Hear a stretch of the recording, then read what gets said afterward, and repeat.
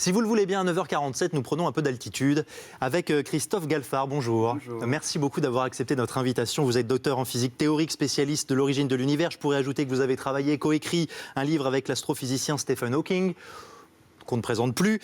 Vous aimez raconter l'espace, les sciences aux enfants, mais pas seulement, aux adultes également. D'ailleurs, c'est ce que vous faites dans l'Univers à portée de main, qui est un best-seller et qui sort en poche le 12 octobre. Vous ne le saviez pas, je vous l'apprends. Ça sort en poche le 12 octobre, votre livre. J'ajoute également que c'est le début de la semaine mondiale de l'espace. Ce samedi, renseignez-vous, près de chez vous, il y a sûrement des événements et des choses à découvrir. Vous êtes avec nous pour parler de tout ce qui se passe autour de l'espace et au-dessus de nos têtes. Et Dieu sait qu'il s'en passe des choses, notamment avec Rosetta ces dernières heures, qu'on a vu fin de mission pour Rosetta. On a suivi l'arrivée de Philae sur la comète Chury. On a suivi là la fin de la mission de Rosetta. Il y a un attachement presque affectif pour une sonde, pour un robot. Vous l'expliquez comment, vous ? Déjà, il y a énormément de personnes qui ont travaillé derrière pour fabriquer ce robot, qui ont commencé à réfléchir à cette mission il y a plus de 30 ans. Le robot lui-même a voyagé pendant 10 ans dans l'espace avant d'atteindre cette comète. Et puis, c'est une prouesse technologique hallucinante européenne. Donc ça, c'est chouette. Pour nous, ça nous valorise. Ça nous valorise, tout à fait. Le robot Philae, là, dont vous parliez, s'est posé sur la comète, a rebondi certes, mais s'est posé à quelques dizaines de mètres près, là où il fallait, après 10 ans de voyage dans l'espace. C'est phénoménal. Et on s'est posé pour la première fois dans l'histoire de l'humanité sur une comète. Plus ça que les résultats, finalement, non ? Les résultats, évidemment, ça met plus de temps à nous parvenir. Déjà, il y a les données qui nous sont envoyées par ces satellites, qui mettent du temps à arriver. Elles arrivent par petits paquets. Vous imaginez, c'est une technologie qui date d'il y a quelques dizaines d'années. Donc même nos téléphones portables, ils sont plus performants que cette technologie-là. Pourtant, on a des images. Et pendant des années encore, on va pouvoir apprendre étudier. beaucoup de choses. Oui, on espère en tout cas. Par exemple, l'eau qui est sur notre planète ne viendrait pas d'une comète comme Chury, c'est ça un des principaux enseignements ? C'était une des questions, parce que voyez-vous, la Terre, elle est relativement proche du Soleil. Donc à sa naissance, il faisait relativement chaud autour de la Terre lorsqu'elle était toute bébé, toute nouvelle.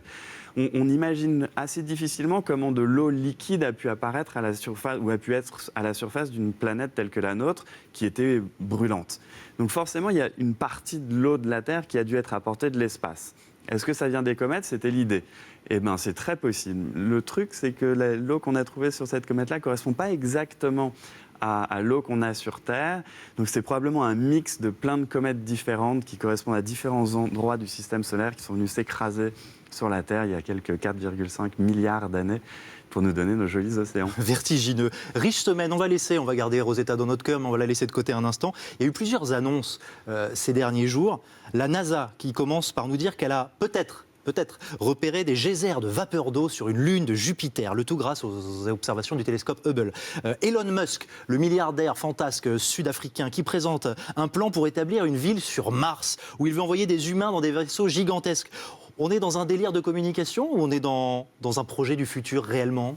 Alors, dans les deux cas, il y a pas mal de communication, mais dans les deux cas, il y a quelque chose de réel derrière. C'est-à-dire, par exemple, commençons par la NASA. Cette comète Chury et Rosetta, d'une certaine manière, ils essayaient de découvrir l'eau, l'origine de l'eau sur Terre, l'origine éventuellement des briques du vivant, etc.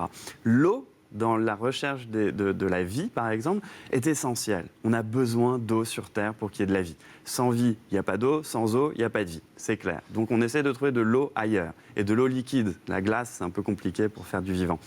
Sur cette lune de Jupiter, Europe, on sait, ou on est quasi certain que sous une grosse croûte de glace, il y a un océan d'eau liquide.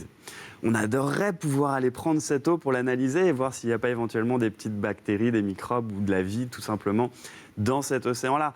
Mais il faudrait creuser 50 km de glace sur une lune de Jupiter pour aller atteindre cette eau. Pour vous donner une idée, la banquise vers le pôle nord de la Terre, en moyenne, c'est 2 mètres. Ah oui, d'accord. L'épaisseur. Là, on parle de 50 km. Donc mieux vaut la prendre en vapeur avec ses geysers, c'est ça l'idée ? Justement, quand il y a des geysers, c'est que l'eau peut ressortir et éjecter dans l'espace. On parle de geysers qui peuvent faire 200 km de haut. Donc imaginez, c'est encore de la science-fiction, mais peut-être pas demain, faire passer un petit satellite là-dedans pour récolter ces petites vapeurs d'eau qui sont dans l'espace et éventuellement voir de quoi il s'agit. Et Elon Musk, alors Mars, je reprends une formule qui me plaît beaucoup d'un conseiller de Kennedy qui disait à l'époque des missions Apollo, je veux bien qu'on fasse des missions Apollo, mais pas au nom de la science. Est-ce que finalement, c'est un rêve d'aller sur Mars, mais que la science a d'autres choses à faire que d'aller sur Mars? Ouais, mais pourquoi tout mettre toujours en opposition? On s'en fiche pas mal de cette opposition. Ce qu'on aime bien, on aime bien rêver de toute façon. Si la NASA, l'ESA, les grandes agences spatiales nationales et internationales n'ont pas vraiment envie d'aller là-dedans, moi je suis ravi qu'il y ait quelqu'un venant du privé qui nous dise ah, peut-être qu'on va pouvoir aller sur Mars dans 10 ans, 5 ans, 10 ans, 20 ans, qu'on le vive de notre vivant. Moi, j'adorerais voir ça. Je peux vous garantir que ça fera les meilleures audiences télé de l'histoire de l'humanité. Ça, c'est absolument certain. On veut bien le croire, mais il faut beaucoup d'argent. Oui, il faut beaucoup d'argent, mais justement, c'est une des particularités d'Elon Musk, c'est qu'il essaye d'être réaliste. C'est-à-dire que ça coûte très cher, oui, mais déjà, en utilisant des fusées qui peuvent être réutilisées, il compte faire baisser les coûts. Avec la technologie, les coûts baisseraient.